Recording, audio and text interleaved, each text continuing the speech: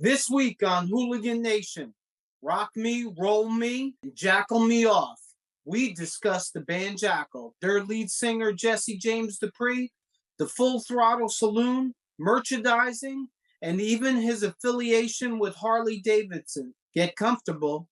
Pour yourself a glass of Jesse James bourbon, because you got nothing to lose. You wanted the best. Well, they retired. So you got two dudes in a garage talking KISS. Well, if you came back from the intro, you may be wondering, what the hell does Jackyl have to do with KISS? Well, a lot, at least according to me. Welcome back to the Hooligan Nation podcast. Thank you for stopping by and supporting us. I'm Anthony. And I'm Rocco.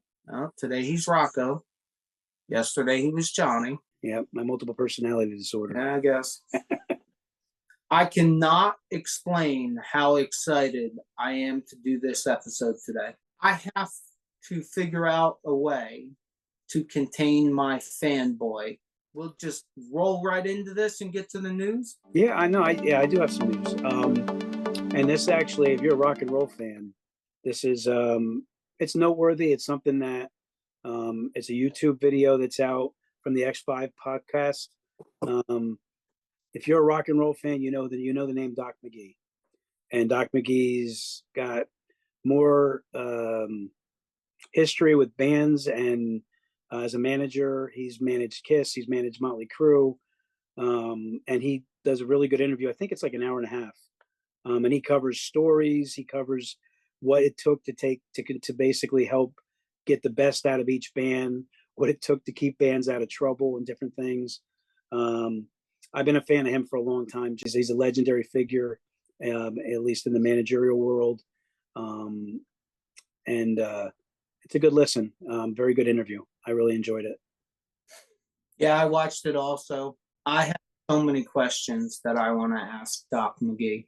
I'm pretty sure that we, in our infancy, are so way too small to get someone like Doc McGee on here. But boy, I could do a 3-hour interview with him. Easily. I'm thinking about the episode today when I was driving, and the first thing that popped in my head is, which one was the hardest band? I'm going to guess that it was Motley Crue. Yeah, it's not a stretch. And which was the easiest band? And I'm going to guess that was KISS. It was probably KISS, but being that John Bon Jovi is the way that he is, I guess it could be Bon Jovi, but it also wouldn't surprise me if he said KISS was the hardest band to manage, because Paul Stanley and Gene Simmons are so used to getting their way. Getting what they want, right? So that just snowballs into hundreds of other questions that I watched that podcast, and was almost like watching a Raiders football game for me, because I was like screaming at the television, ask him the question, like, how do you not ask him who was the most difficult band to manage? You would think, because he had so many balls in the air, like so many bands that he was managing that were big time bands, you would think that in his estimation, it would be harder to manage a lot of bands, a lot of good big bands, as opposed to like one band. And he had a different take completely on that. He said it'd be harder. It's harder for him if it was just one band, like just KISS, because they'd be taking up too much of his time. But he must be doing the podcast tour right now for whatever reason. Oh, he's got a lot of history and a lot to say, that's for sure. Yeah. So maybe I don't even know how you get someone like Doc McGee on your podcast, but I don't know.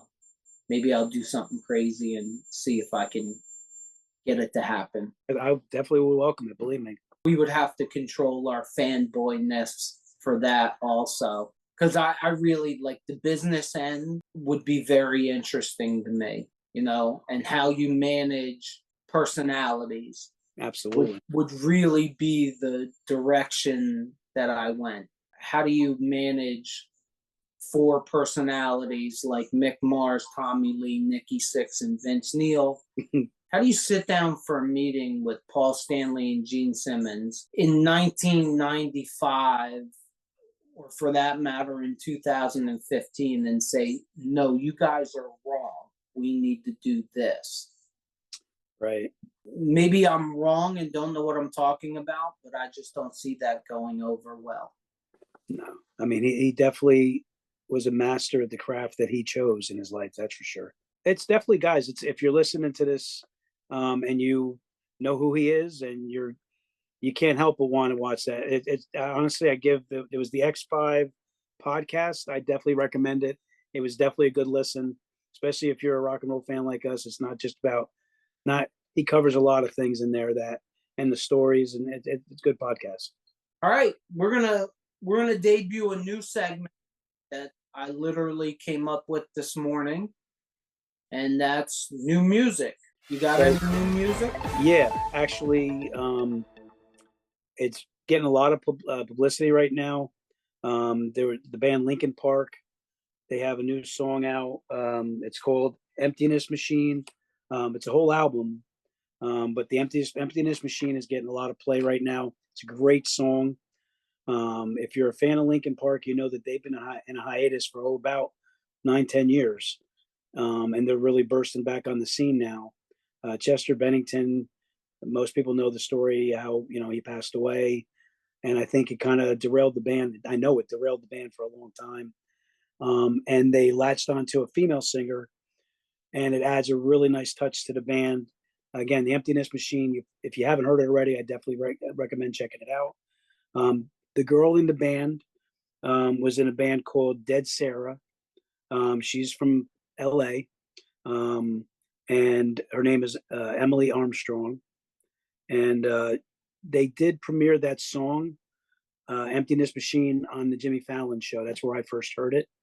And like I said, I really liked it because, Linkin Park has a lot of great songs from the past, like In the End, Crawling. There's a lot of good tunes. And I think that they're picking up where they left off 9-10 years ago, because she's got a killer voice and it blends in nice with the rest of the band. So that's what I got for you for new music. Yeah, there's actually 2 songs out. Emptiness Machine and Heavy is the Crown. I like them both. I like the title of that. I actually like Heavy is the Crown more. But I like both the songs. She sounds similar to Chester Bennington to me. Yeah. And I like the whole rap rock. Me too. They do with real instruments and machines at the same time. I don't know. It's kind of interesting to me. I'm not a huge Linkin Park fan, but I like what they do. Me too. So this is a KISS-Centric podcast. So what are we doing talking about Jackyl? I did some homework before we did this, and I see a lot of similarities. So all this ties together because KISS had a big role in a lot of bands, and I'm sure you're going to cover some of that. But of course, we're doing this, so I had to listen to some songs because I wasn't really super familiar with them, and I definitely got some influences in there and some different things. And I would definitely say that you're definitely a lot more versed than I am. I like the music, and my take on them as a band, if I had to title what they're about, is a straightforward rock and roll band. Not a lot of super technical stuff, but good quality, in your face rock and roll. That being said, what do you got? Well, first and foremost, this is a KISS-Centric podcast.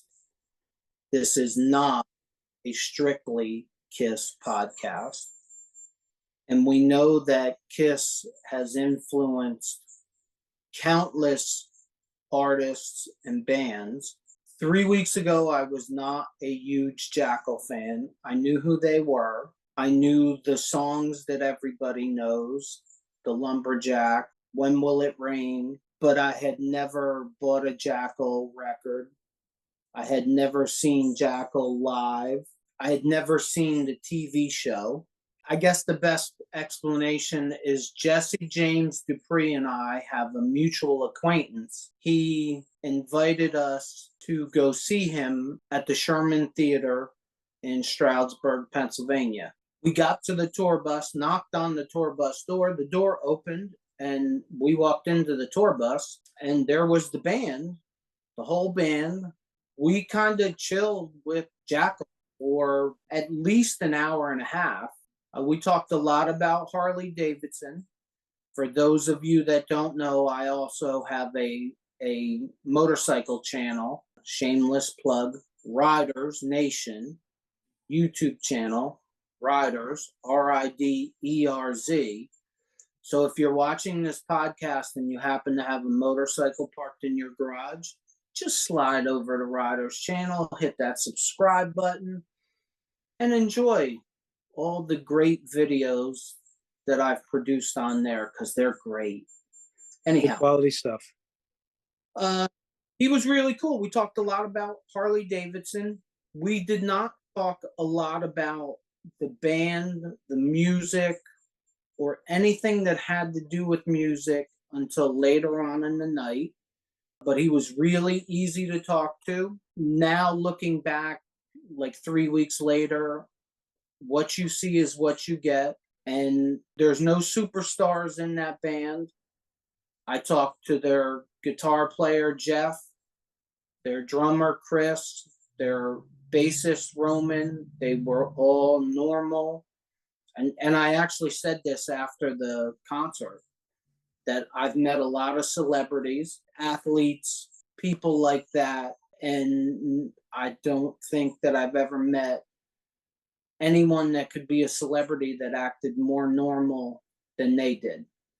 All of them, especially Jesse. Like, if you watch an episode of Full Throttle and you think that that's not reality, that it's scripted, and it may be scripted, but that's really him. He said to us, we're going to be going on in, I don't know, like 20 minutes. You guys want to make your way backstage. And in the Sherman Theater downstairs on the side of the stage is like a rather large holding area.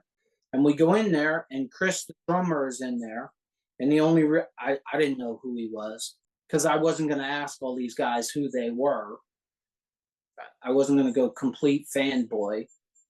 So he had a pair of drumsticks in his hand. And I literally looked at him and said, I'm guessing you're the drummer. And him and I started talking for probably 15 minutes. In walked the band, and Jesse said, you guys can go anywhere you want to go and do whatever you want to do. You just got to let me know. Do you want to watch the show from the side of the stage? Or do you want to go out in the first row? What do you want to do? And we were like, hey, side of the stage is good enough for us. And I'll put up some pictures.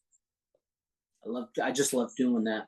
I'll put up some pictures somewhere. I got a couple shots from the side of the stage. It was really cool. They went right on stage, kicked off the show, and probably by the end of song one, I was kicking myself. Where has this band been all my life? Just the energy. These guys are all in their late 50s, early 60s. I think Jesse just turned 62. The energy that comes off of them, the showmanship that comes off of each of them, the song quality, the live song quality, wondering how live it is. It's 100% live. It was just an all-around great show. Through the show, as time went on, things kept popping in my head.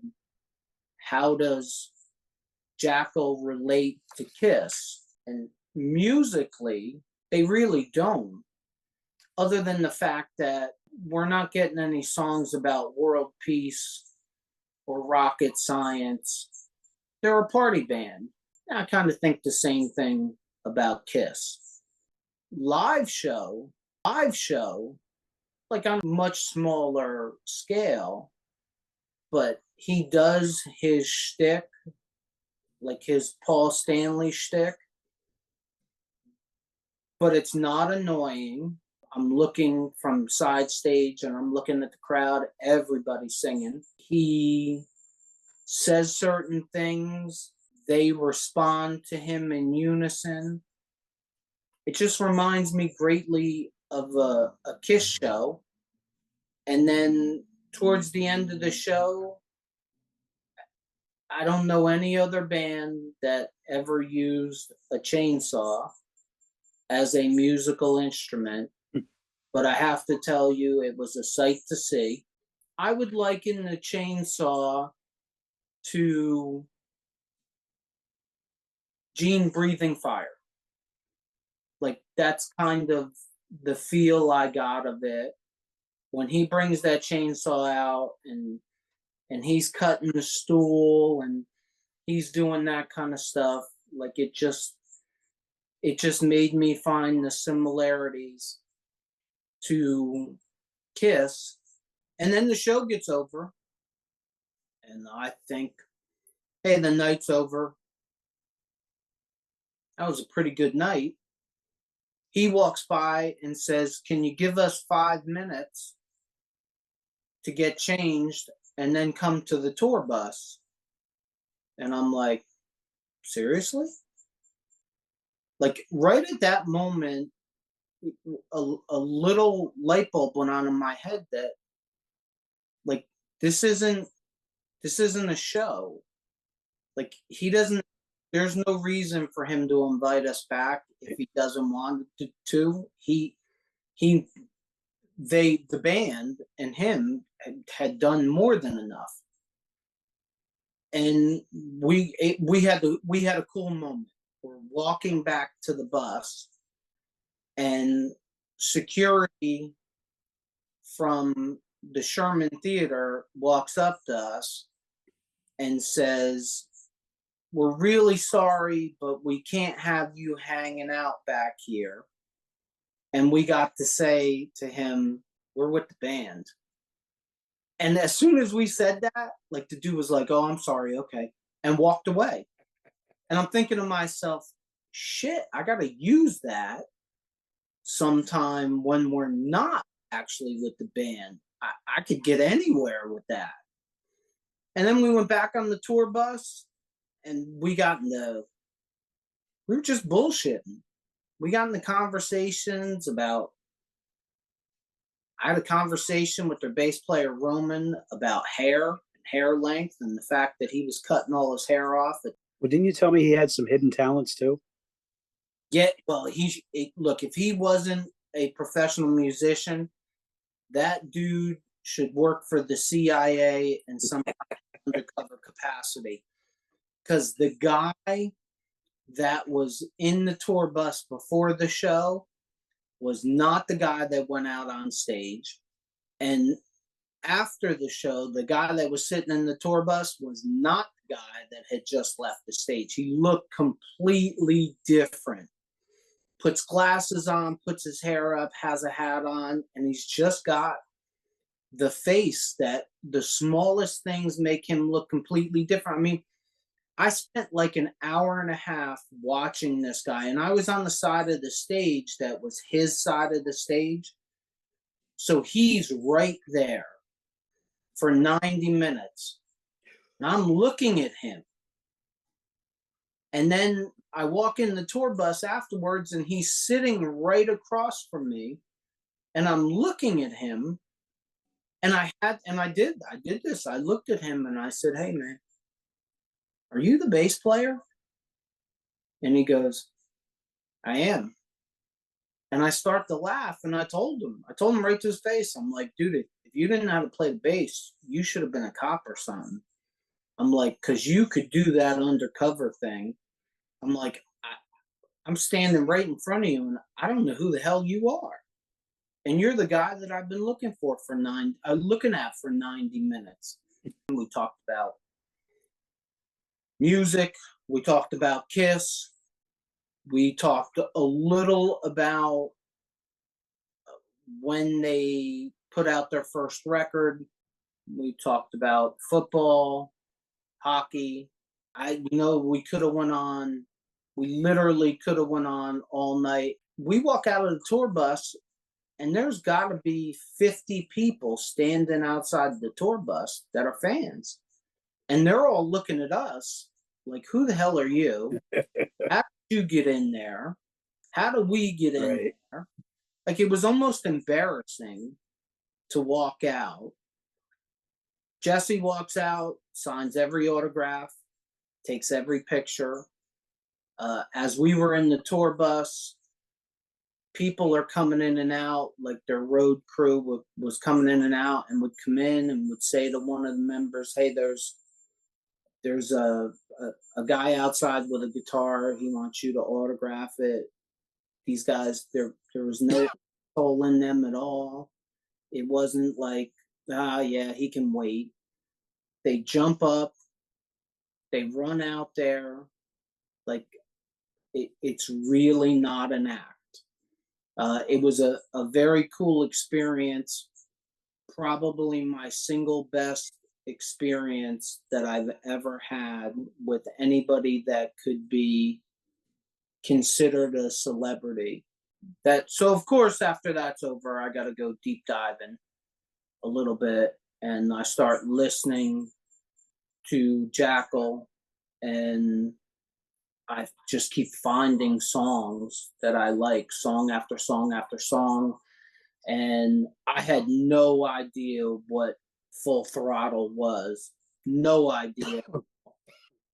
And so I start reading about Full Throttle. And of course, I got to watch all the episodes of Full Throttle. It's Full Throttle Saloon. You can rent it on Amazon Prime. You can also get some of the episodes for free on YouTube if you choose. And that really, I mean, you talk about light bulbs going off. Every episode was like, every time it was Jesse's part, it was like, that's the guy that was on the tour bus. That's not an act. That's who he is. And then, you know, I went and went into a deeper dive into the music. We're not going to go fact crazy with this, but I'm going to bring up some facts.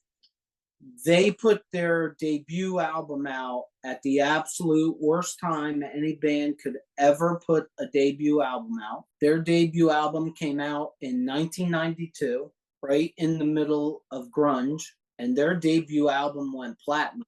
Their second album came out in 1994.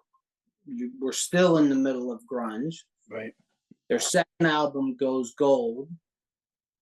They've never skipped a beat the entire time. They put out another album in 97, one in 98, 2002, 2010, 2012, 2016, 2022.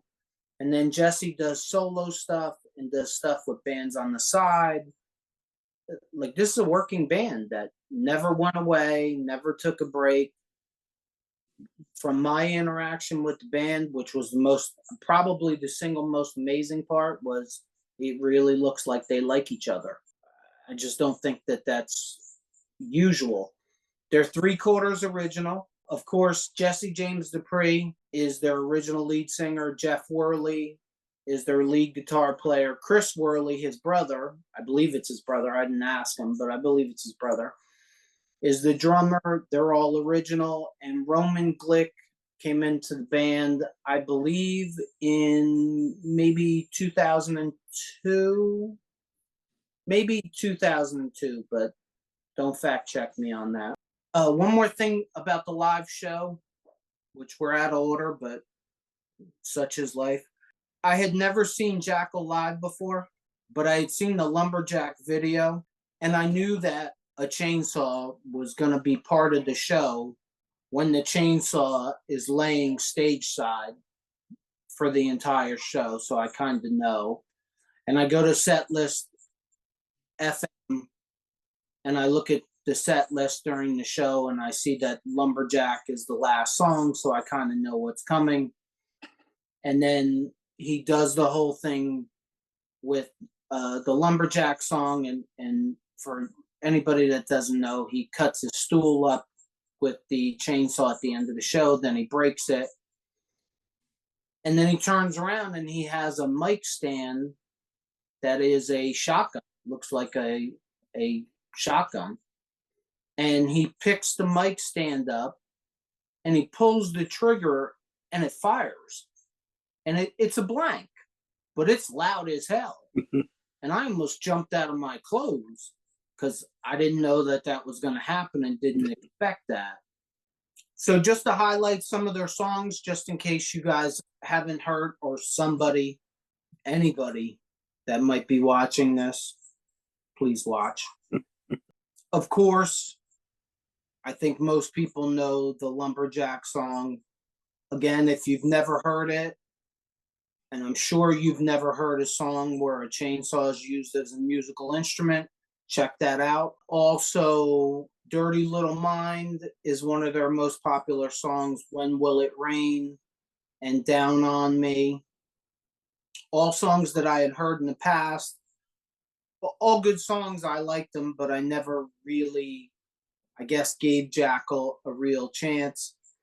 During my deep dive, I found songs like Another Round, great song, Redneck Punk, Screwdriver, Push Comes to Shove, might be my first or second favorite song. They have a song with DMC from Run DMC, Just Like a Negro, great song. My Moonshine Kicks Your Cocaine's Ass pretty much defines the band in one song. Locked and Loaded, which we'll get into, but that's a Locked and Loaded and Never Gets Old are songs with Brian Johnson from AC/DC. And Encore, love, don't like, love all them songs. One of the things that jumped out immediately was, oh my God, if AC/DC ever needed to replace Brian Johnson, Jesse James Dupree is the guy to replace him. His voice is a cross between Bon Scott and Brian Johnson from AC/DC. He's not exaggerating about that. It's really weird when you say like a cross between Bon Scott and Brian Johnson, because it really is. And it's a very uniqueness to it, but you get it right away, especially on the song Stranded. Oh, Stranded is an amazing song to me, and I might get killed for this if anybody ever starts watching this podcast. But you know what the most amazing part of Stranded is to me? What? It's new. It's new. The song came out in like 2023, 2024. Really? Yeah, it's a great, I mean, it's not Jackyl. It's partly Jackyl. It's Jesse, it's Roman on bass, and it's Jesse's son Nigel on drums. That's who's on the record. But the song is just an amazingly great song. And when the vocals kick in, boy, if you don't know any better, you think that's Bon Scott. Absolutely. And then as the song goes on, at some part, you would say, my God, there's Bon Scott and Brian Johnson doing a duet. Yeah, it's very interesting. It's amazing. And the more I dove, the more I felt like I had to do an episode on Jackyl for so many, many reasons. And one of those reasons is the fact that they came out with their debut album in 1992. And look, maybe I'm a fanboy. I'm a self-admitted Jackyl fanboy at this point. But if Jackyl comes out in 1985, I really believe they may be the other half of the stadium tour with Def Leppard or Motley Crue. If Jackyl would have came out in the 70s, I absolutely think we may be talking about them in the same sentence with KISS or Aerosmith.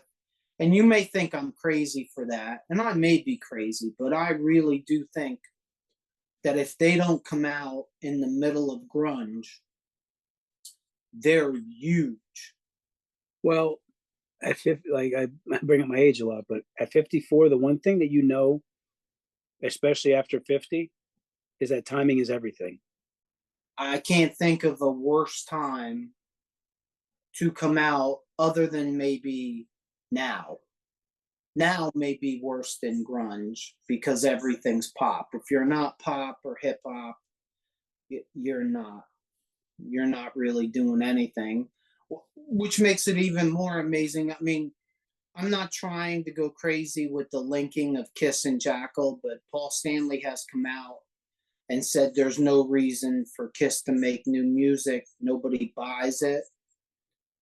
I really don't think Jesse James or Jackyl cares if people buy it or not. They're not only putting out new music, but they're putting out really good music.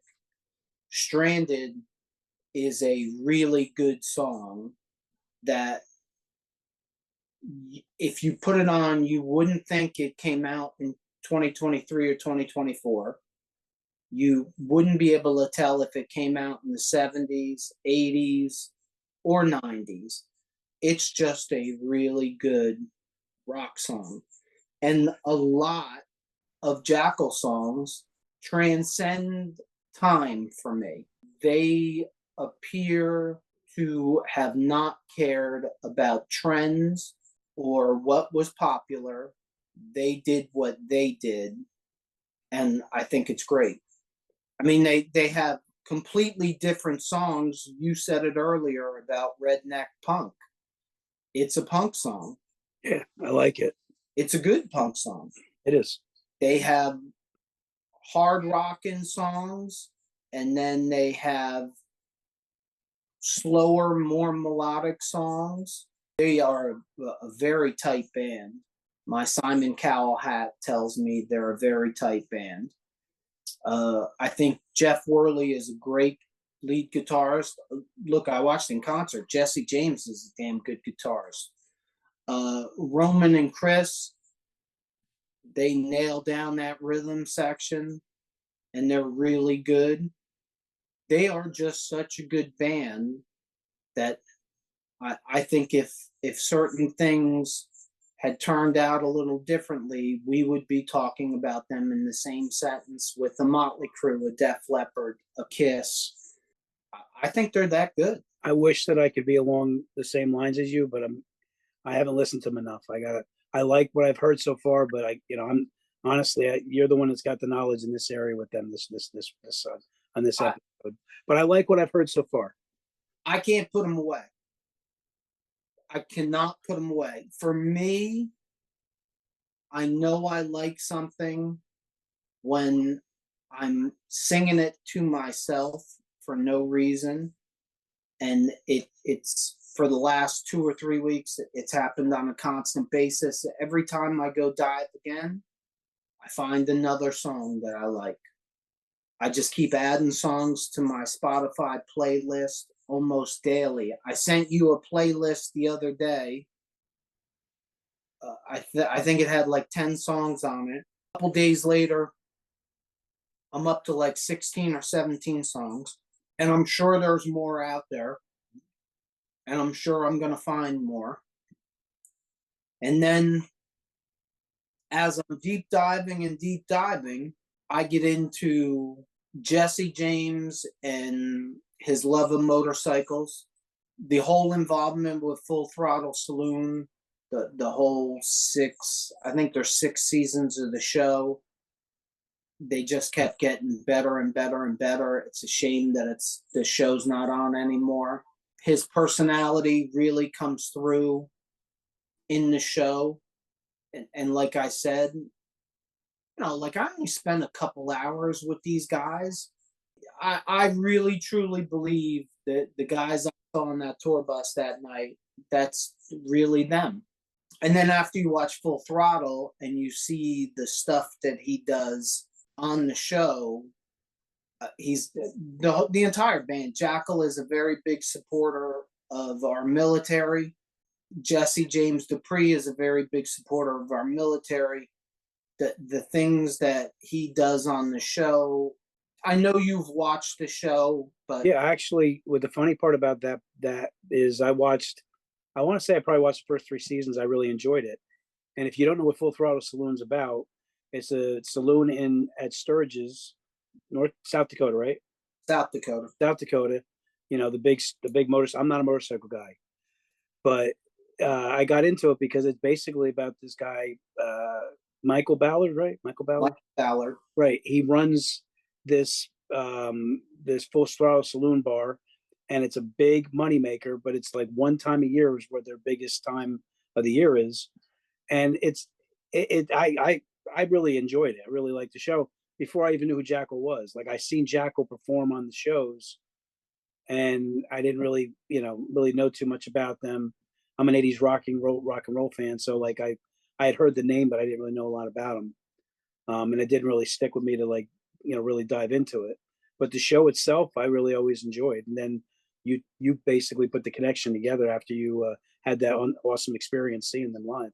Yeah, and it's funny because of course I come to you, and you had already seen the show, and I didn't know anything about the show. And then I watched the show, and I deep dive into Michael Ballard, of course, and the whole thing with Sturgis and motorcycles and Sturgis and all of that, and that just gets me to dive deeper. And it's like being hungry and following a trail of popcorn. I just kept eating the popcorn and eating the popcorn. And look, I'm nowhere near done as far as I'm concerned. I'm going to keep going and going and going. His involvement in Harley Davidson, his involvement in Full Throttle. I'll tell you right now, I want to go to Sturgis in the worst way, just to see Full Throttle Saloon and just to see Jackyl live there, because it's such a much bigger show at the Full Throttle Saloon, and they're so good live. Their energy, and it looks like I said, it looks like they like each other, and it looks like they went out there and had fun. And I think that's really the bottom line for me. I mean, I love Guns N' Roses. They're an example. I love Guns N' Roses. I've seen Guns N' Roses twice since they've reunited. It does not come across to me like they don't like each other, but it does come across to me as though they're not hanging out after the show. It's a business venture. It's a excuse me, it's a business venture. They're business partners. I don't think at least doesn't come across that they dislike each other, but they're not buddies. Right. Jackyl, it very much came across to me that night in the tour bus that they actually like each other. Talking to Chris, the way he talks about Jesse really came across like there's a genuine friendship there.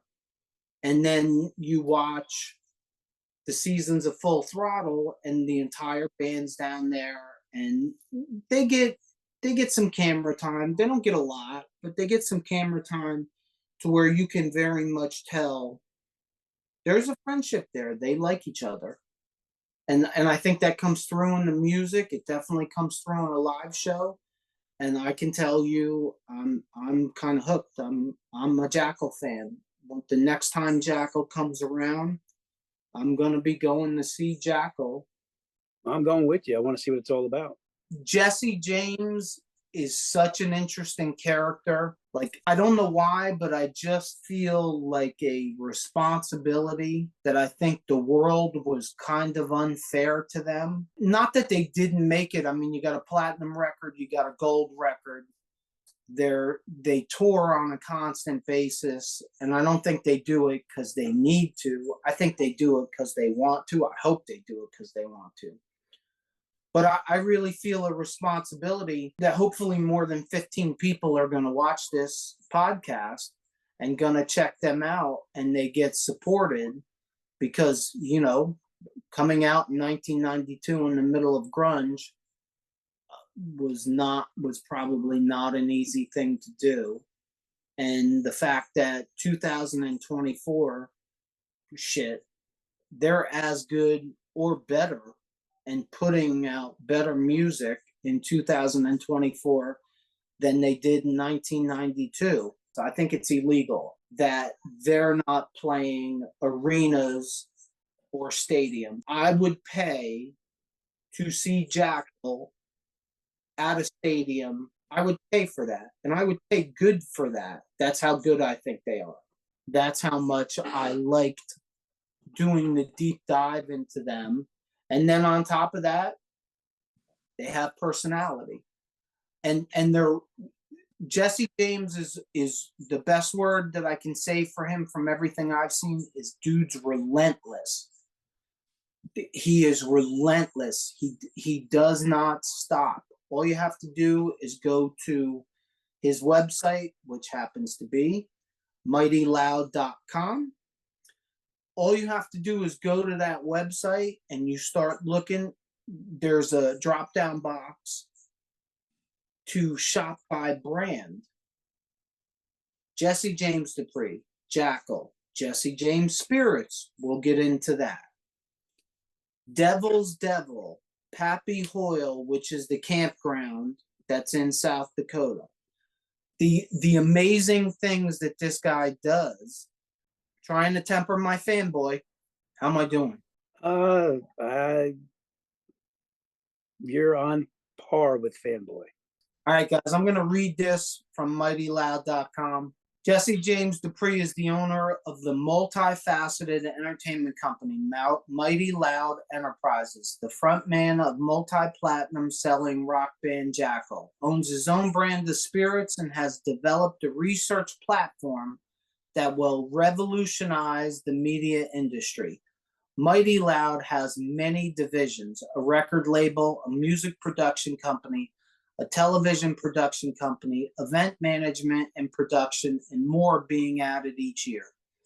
Dupree is the creator and executive producer of the Smash Truce TV series, Full Throttle Saloon, which is a behind-the-scenes look at what it takes to run the world's largest biker bar in Sturgis, South Dakota. And I never heard about this, but he's the executive producer of the Emmy-nominated MTV series 2-A-Days. Never heard of it, never seen it yet, but I'll get to it. Numerous pay-per-view specials, including Sturgis Exposed, Not a Shock, and Mardi Gras Exposed. Might be a must-see. In 2011, Dupree launched Jesse James America's Outlaw Bourbon, which has exceeded all expectations and is now being sold in 40 states, as well as Australia, Germany, and Uruguay. On the music side of things, where it all began, Jackyl and Dupree, they're now celebrating over 30 years. He does work with Bic Lighters as a brand ambassador. He does work with Harley Davidson, like I said, and I think there's a couple other companies also. You know, I got to give him credit. Of course, all bands and all celebrities of all sorts sell merchandise. His merchandise I like it. Like, I can see myself buying it. Jesse James Spirits, he has bourbon, honey bourbon, spiced bourbon, and Tennessee whiskey. We are in New Jersey on the East Coast. You can't get it anywhere closer than Ohio. I'm going to order it online and see how it is. One of the other things about the TV show, dude's a maniac. And he's a maniac. There's no other way for me to put it. He has fired himself out of a cannon, jumped 100 feet off a bridge, blew himself up, set himself on fire, jumped out of an airplane, which I think is absolutely crazy.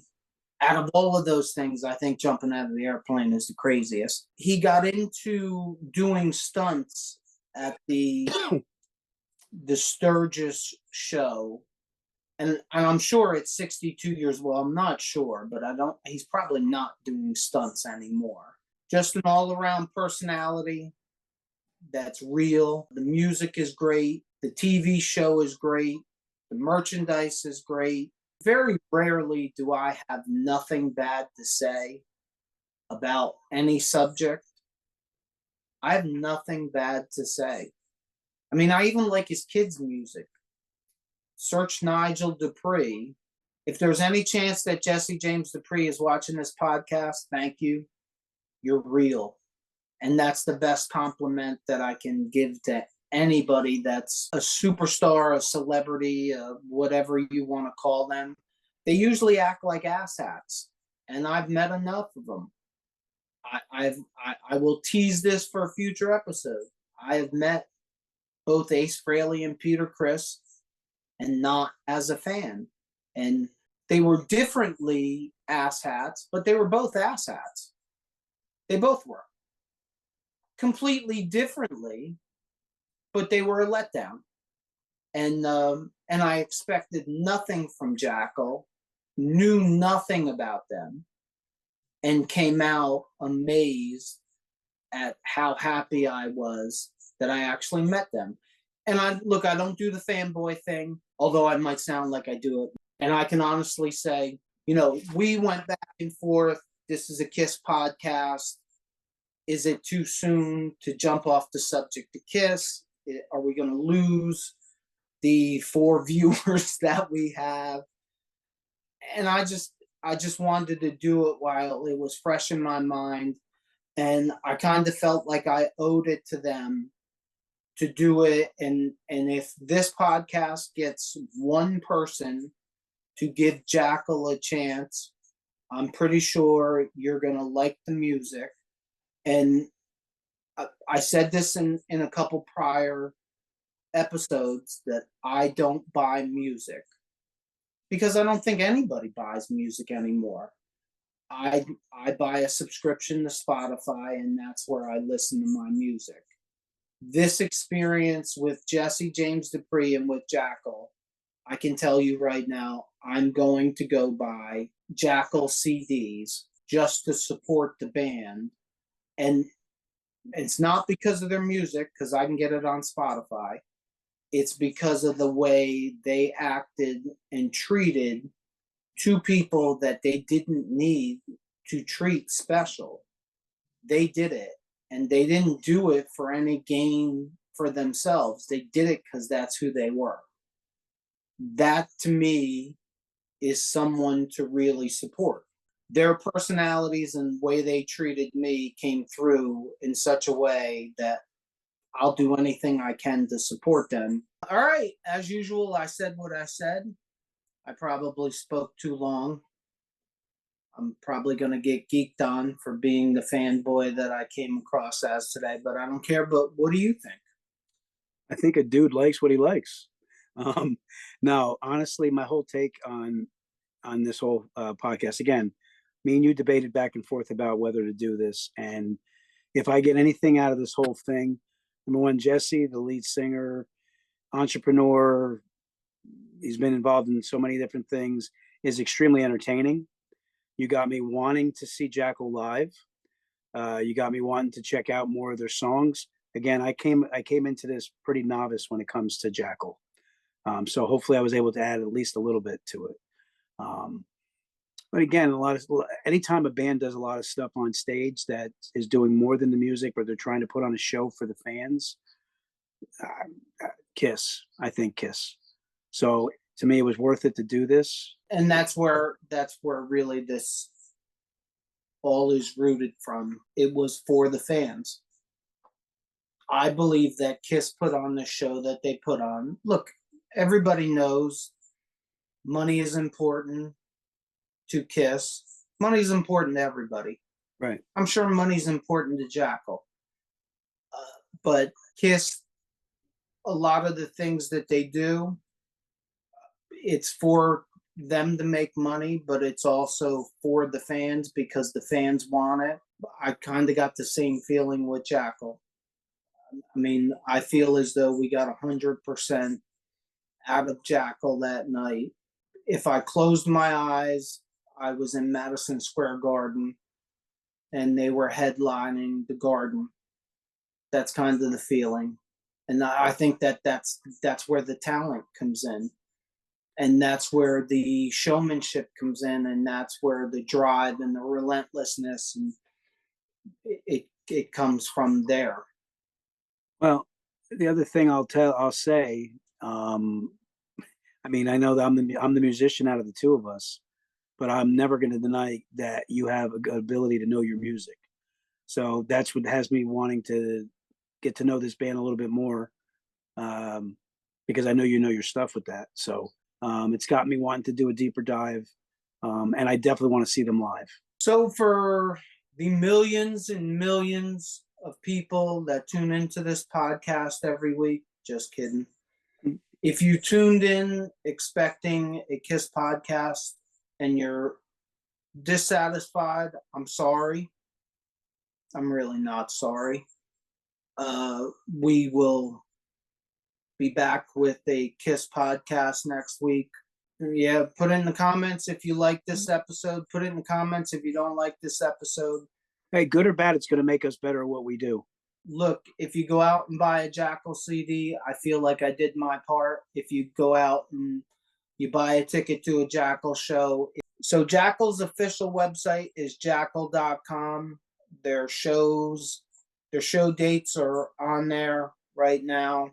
I think to the end of the year. Yeah, if you go out and buy a ticket to see Jackyl, I feel like I did my part for the band, and nobody put me up to it, and I have nothing to gain out of it. I just think they're that good. Yeah, that's pretty much all I got, unless you got anything else.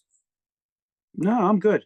Well, in the words of Jesse James Dupree, that's the way we like it.